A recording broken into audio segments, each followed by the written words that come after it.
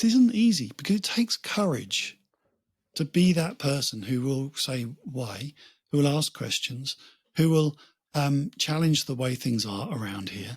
And a lot of people are fearful of upsetting the apple cart. They just rather sort of slip beneath the radar, frankly, have a relatively easy life because they're not sort of putting themselves out there, and all the risk that comes with being someone who's an ideas person, who's striving, who's pushing forwards. And a lot of leaders as well, let's be honest, are guilty of this as well. They get into the role, and actually the best thing they can do is keep it all the same. So yeah. I'm very much of the view that I was taught at, Bill Gates taught me this at Microsoft, is that today if something works, it's obsolete. And I think it's a really smart way to go to work each day, to go in and say, just accept that someone somewhere somehow has figured out a better way to do literally everything we do, right? And they have. Yep. They have. They might not be able to market it the same way as your company or whatever else, but there is always a better way of doing almost everything. So that gives you absolute permission to try and make one thing better.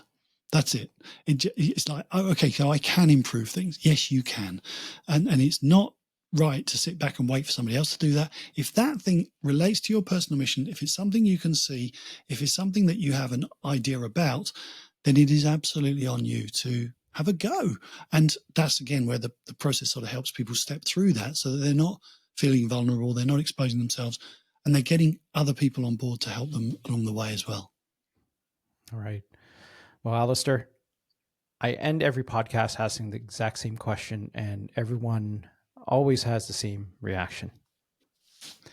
My question to you, the final question is, what's one question I haven't asked you, but I should have asked you?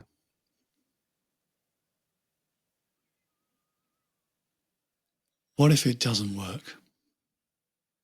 What if it doesn't work? What if we do all of this work and then we still come out the other end and realize we still can't keep up with change? That's the thing. And that question of what if it doesn't work is, it does sometimes hit me when people say that, and they are right. There is a real risk with the pace of change that's going on in our world that you could throw yourself 100% into the ready already growth cycle, the future ready mindset. You could be pulling up trees, making transformative change. And in a few years, it could all be ripped away from you because it's just moving so quickly. And the truth is, I don't have an answer to that because none of us know where this technological experiment is going to take us. So the only thing I have is the knowledge that you can try within the existing paradigm, try the best you can to keep up, to be relevant, to know that you're taking proactive steps to shape and ultimately, I hope, create the brilliant future that you will love and that you deserve. Keep going. The question I would love to ask in counter to that is, what if you don't try? Yeah, well, there's always that. It's like, well, if you don't try, you kind of know what the end result is. Yeah. You're on the same path as you're already on. Yeah. So the worst case, in a way, is you have a try, you realize it's a bit difficult or beyond you, or it doesn't work. At least you've learned that in the process. And it takes a lot of encouragement. So for any leaders listening into this podcast and thinking about this stuff, don't underestimate the amount of support that your team need to have the courage to have ideas, to innovate, to try to improve things, and to put themselves on the line, because that's literally what they're doing, with an idea.